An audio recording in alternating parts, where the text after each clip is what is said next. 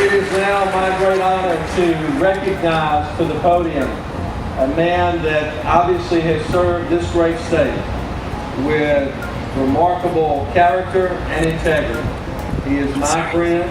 He is the 82nd governor of the great state of Georgia. Please join me in welcoming Governor Nathan Deal.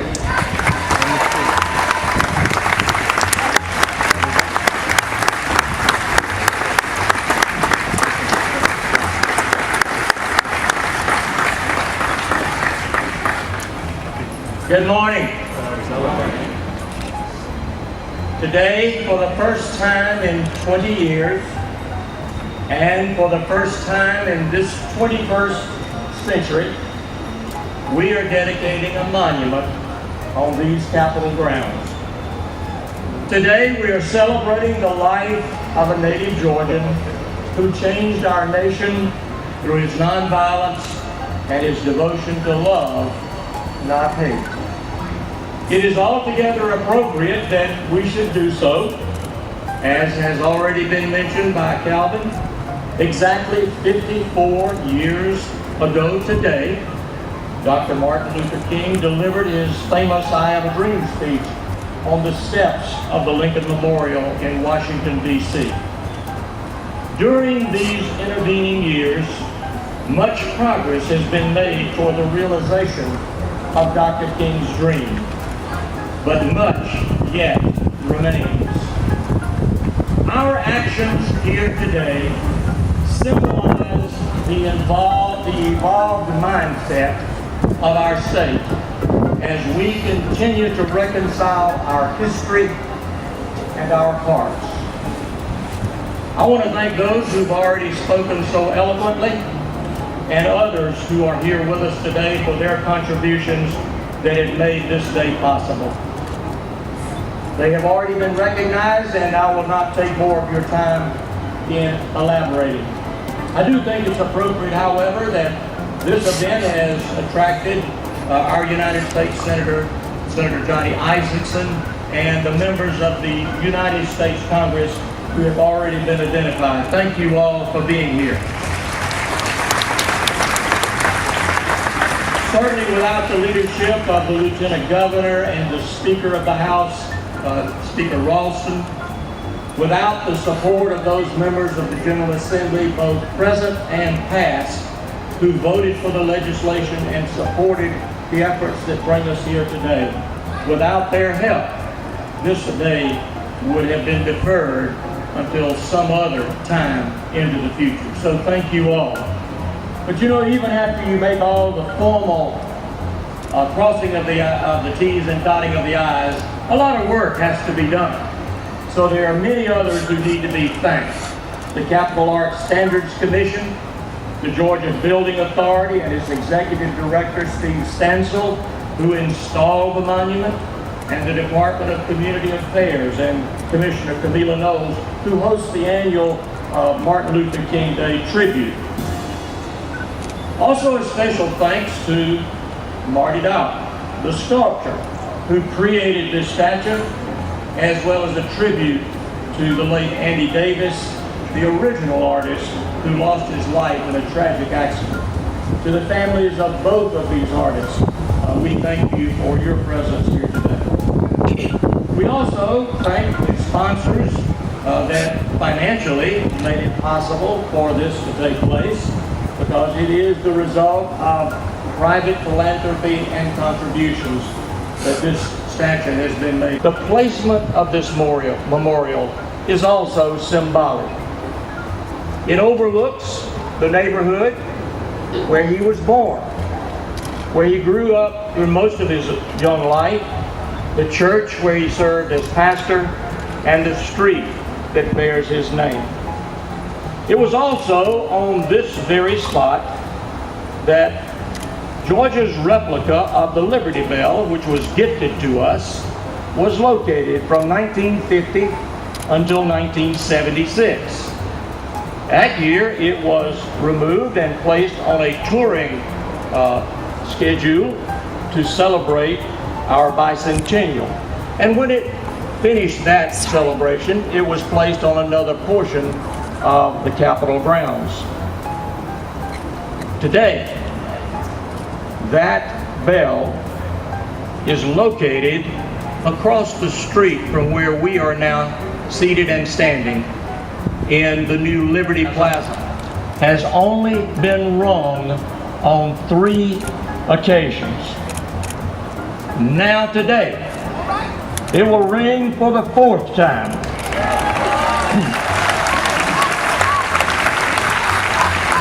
As we unveil this beautiful monument. Please listen for the bell.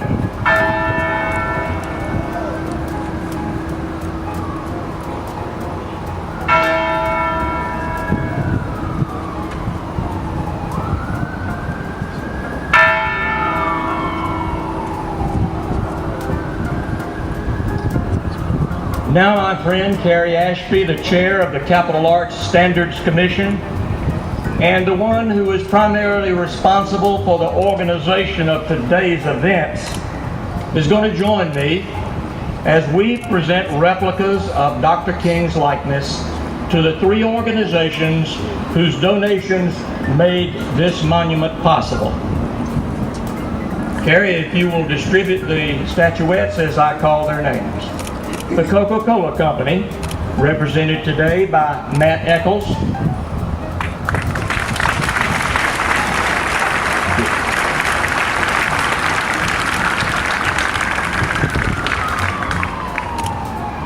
The Atlanta and Georgia Apartment Associations, represented by Chris Burns.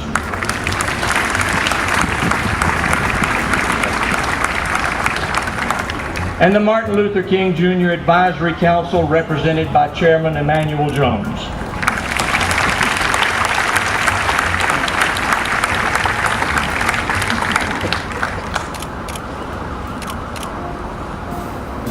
Reverend Bernice King, would you please join me here at the podium?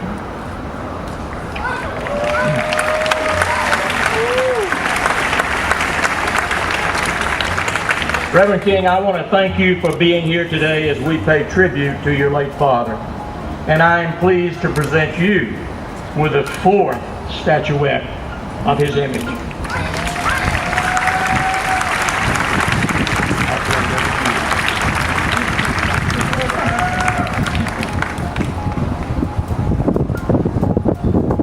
What an irony, since I am the 4th child. Well, as a preacher like my father, I have to say this. This is the day that the Lord has made. We ought to rejoice and be glad in it.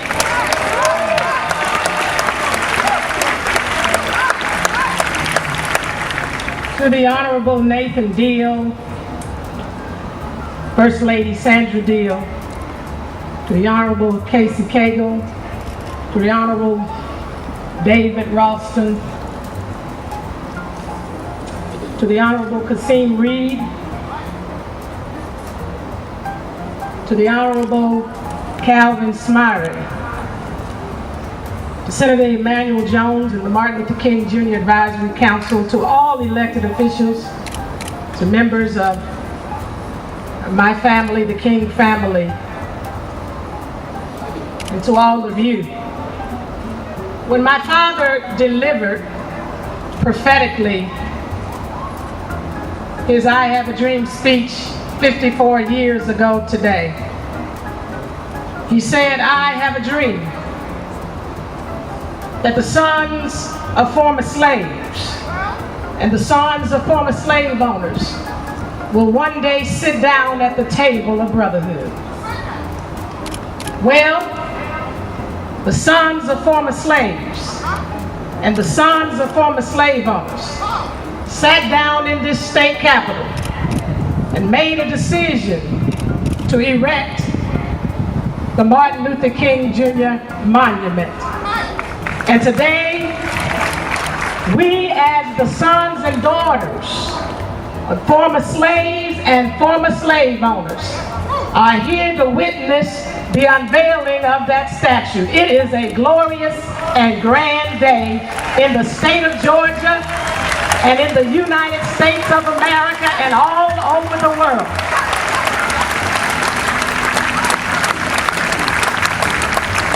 49 years ago when my father was assassinated. He was one of the most hated men in America. Today, he is one of the most loved men in the world. And as we gather here today, I can't help but think about the person that I believe was responsible, along with the support of her family and friends, with ensuring that this nation would remember and institutionalize the legacy of this great man. And so I stand here today in honor as well of my mother, Mrs. Coretta Scott King.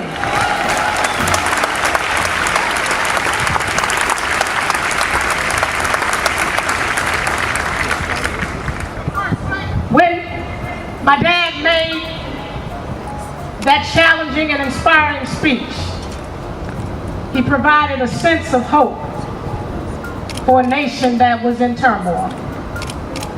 And today, on the same day, although he is not physically present with us, he is present in spirit and through the symbol of this statue. And this statue being unveiled today, I believe also provides a sense of hope to a nation that is in turmoil once again. As many people around this nation are removing and taking down Confederate monuments, it is apropos that today in the state of Georgia, which was once a Confederate state, that we are erecting a statue, and we are unveiling, more importantly, a statue to a man who represents liberty, justice, freedom, righteousness, and equality. And in so doing, it is my hope and my prayer that on this day, all across this nation, that conversations will begin on the appropriate ways to represent this nation in our public spaces. And so I want to thank Calvin Smiley and all of his team for their diligence and persistence in ensuring that this would happen. This day is no accident. It had to happen on this day, at this time, with everything that's happening in this nation, because once again, Martin Luther King Jr., standing erected, is providing a sense of direction as we deal with the current controversial climate.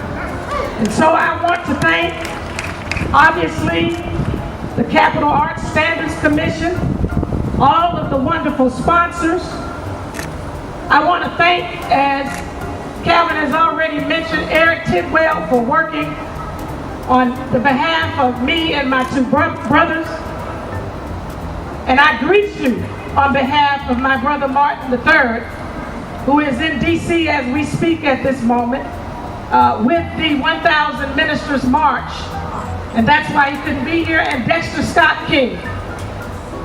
I greet you on behalf of the entire King family. And as I close, and really thanking the governor, Calvin Smiley, I love you. I appreciate you.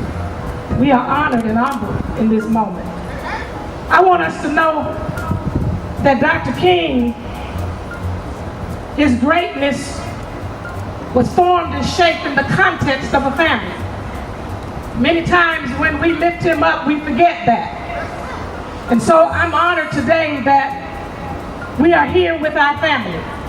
And I want to recognize, so that we know publicly who we are as a family. I want to first and foremost recognize my aunt, the only living member of my father's birth family, my father's sister, Dr. Christine King Farris, who is with us here today and will soon be celebrating her 90th birthday. Her son and daughter, Isaac Farris Jr., and Dr. Angela Christine Farris Watkins, and Angela's daughter, Farris Watkins, the next generation. I also want to recognize my father's brother's wife, my father's brother A.D. King, his wife, Mrs. Naomi King, and one of her granddaughters, Celeste Bill. And I want to recognize my brother's wife, Andrea Waters King, and their daughter, and my niece, our next generation of M.L. King Jr., Yolanda Renee King, named after my sister, Yolanda. They are here to join in this great day. But I cannot close without also recognizing those people who helped to hold up the hands of my father during the movement. The folks that were close in, and the folks that were part of that movement, that sacrificed their very lives on a daily basis. He stands here today in statue form. But this is not about Martin Luther King Jr. It's about a movement of people who were determined to be free and to free this nation from its hatred, the separation, the segregation. And so today I want to recognize and honor those men and women who were a part of that movement. And if you are here, I ask that you either stand or raise your hand, because we owe you a debt of gratitude. Thank you. We appreciate you. We love you. And we know we are better as a nation because of your sacrifices. And so once again, thank you, Governor, and I turn it back over to you. Love's message that the Master taught, then my living shall not be in vain. Then my living shall not be in vain. Then my living shall not be in vain. If I can